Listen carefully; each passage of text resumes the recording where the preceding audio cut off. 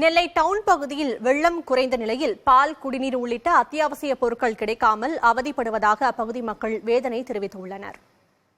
இல்ல இந்த சைடு பாத்தீங்கன்னா ஃபுல்லாவே ஆக்கிரமிப்பு இருக்குது.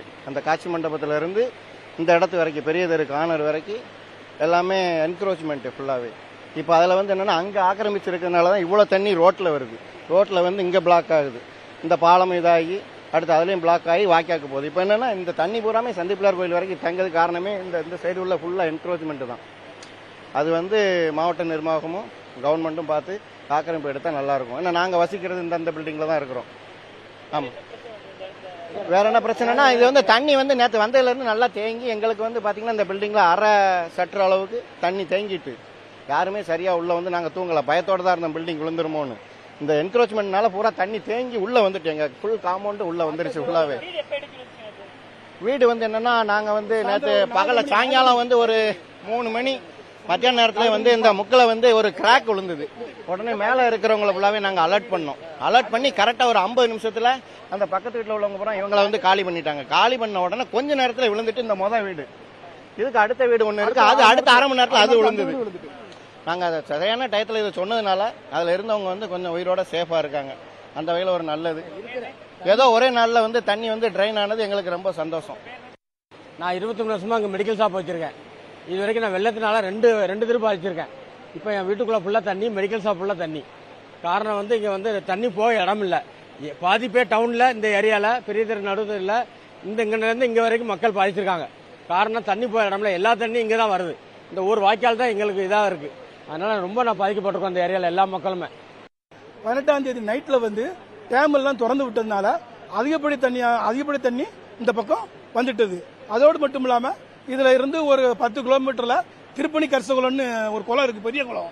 அந்த பெரிய குளம் நைட்டில் உடஞ்சி அதுக்கு மேலே தண்ணி இந்த ஏரியாவே ஒரு மனுஷன் கழுத்து அளவுக்கு தண்ணி வர்ற மாதிரி ஏரியா தண்ணி ஃபுல்லாக இதாகிட்டுது. இந்த ஏரியா இந்த சைடு பார்த்தீங்கன்னா கோடீஸ்வரர் இருக்குது, தடியரங்கோல் தெரு இருக்குது, அதுக்கப்புறம் ஆர்ஆர்ஜே நகர் இருக்கு. இந்த ஏரியா ஃபுல்லாமே தண்ணி வீடு ஃபுல்லா மூழ்கிட்டு வீட்டில் நிலம் வரைக்கும் தண்ணி உள்ள போயிட்டு இருக்கு. அந்த மக்கள் எல்லாம் மாடி இருந்தவங்க மேல போயிருக்காங்க. மாடி இல்லாதவங்க ரொம்ப கஷ்டப்பட்டு தண்ணியில மிதந்து எடுத்து அங்க தப்பிச்சு இங்க வந்தாங்க. இப்பவும் அந்த ஆர்ஆர்ஜே நகர் ஏரியா, கோடிச்சனூர் ஏரியாலாம் தண்ணி ஃபுல்லா வீடு புகுந்து வெளியே யாரும் வர முடியாம அவங்க 2 நாளைக்கு கலெக்டரே அறிக்கையில கொடுத்திருக்காரு. 2 நாளுக்கு உண்டான சாப்பாடு எல்லாமே நீங்க ரெடி பண்ணி வச்சுக்கிடுங்க அப்படின்னு கொடுத்தாரு. நாங்களும் 2 நாளைக்குள்ள சார்பு எல்லாருமே ஏற்பாடு பண்ணி தான் வச்சுக்கிட்டாங்க. இருந்தாலும் இன்னைக்கு 4வது நாள் ஆக போகுது. இந்த 4 நாள்ல வாங்க ஒண்ணுமே இல்லைங்க. அந்த ஏரியா மக்கள் போன் பண்ணி தகவல் சொன்னாங்க. அங்க பால் இல்ல, சாப்பாடு இல்ல, குடிக்க தண்ணி இல்ல முதல்ல. அப்ப அந்த மாதிரி சூழ்நிலை இந்த கோடிஸ் நகர், ஆர்ஆர்ஜி நகர், அந்த தலிகுந்தூர் ஏரியா, பவுசிங் தெருவு, வேணுகுமார் தெருவு, இந்த ஏரியாலாம் கால்வாய்க்கு பக்கத்தில் உள்ள ஏரியாக்கள். அவ்வளவு. ஆமா, அதை தாண்டி இப்ப நம்ம நிக்கிற இடம் வெள்ளந்தாங்கி பிடால் தெருவு, பெரிய தெருவு.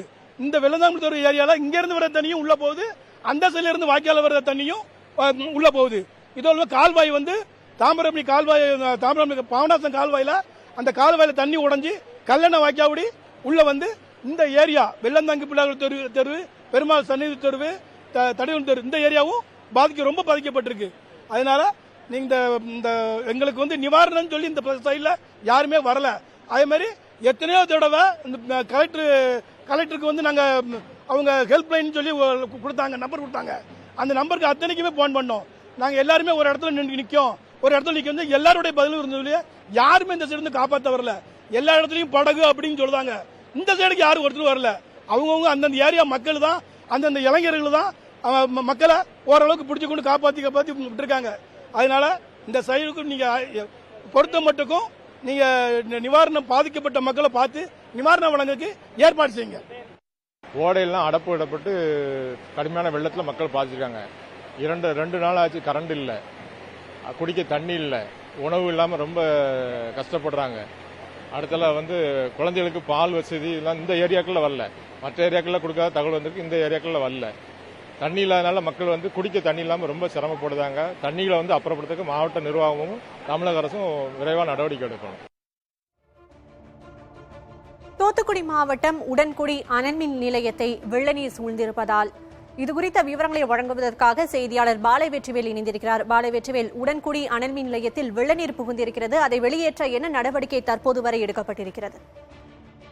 உடன்குடி அனல் மின் நிலையத்தினுடைய கட்டுமான பணிகள் நடைபெற்று வருகிறது. கடந்த 5 வருடமாக மேற்கொள்ளப்பட்டு வரும் நிலையில தூத்துக்குடி திருச்செந்தூர் இடையிலான பாதைகளில் பெருமளவில் மழைநீர் சூழ்ந்திருக்கிறது. அனைத்து கம்மாய்கள், ஏரிகள் தேங்கி இருப்பதன் காரணமாக இந்த அனல் மின் நிலையம் கட்டப்பட்டு வரும் வளாகம் 1000 ஏக்கர் பரப்பளவுல அது அமைஞ்சிருக்குது. அது கட்டப்பட்டு வருது.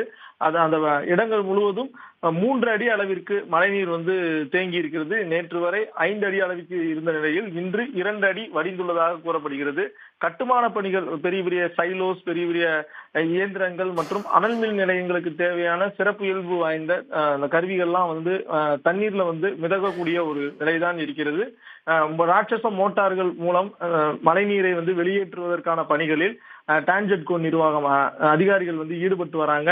மேலும் உடன்குடி அனல் மின் நிலையத்திற்கு அருகே இருக்கின்ற சப்ஸ்டேஷனுக்குள்ளும் அதிக அளவிற்கு மழைநீர் உட்புகுந்துள்ளதன் காரணமாக அந்த பகுதிகள் முழுவதுமே மின்சாரம் பாதுகாப்பு கருதி நிறுத்தப்பட்டுள்ளது. உடன்குடி அனல் மின் நிலையத்தில் தேங்கியுள்ள நீரை தொடர்ச்சியாக வெளியேற்றப்பட்டு வருவதாக அதிகாரிகள் தெரிவிக்கின்றனர். அந்த பகுதிகளில் உள்ள வரக்கூடிய நீர் வரத்து அதிகமாக இருக்கிற காரணத்தினால் அந்த பகுதிகளில் சாலையும் துண்டிக்கப்பட்டிருக்கிறது. குலசேகரப்பட்டினம் உடன்குடிக்கு செல்லக்கூடிய சாலை, திருச்செந்தூருக்கு செல்லக்கூடிய சாலைக்கு முழுவதுமாக துண்டிக்கப்பட்டுள்ளது.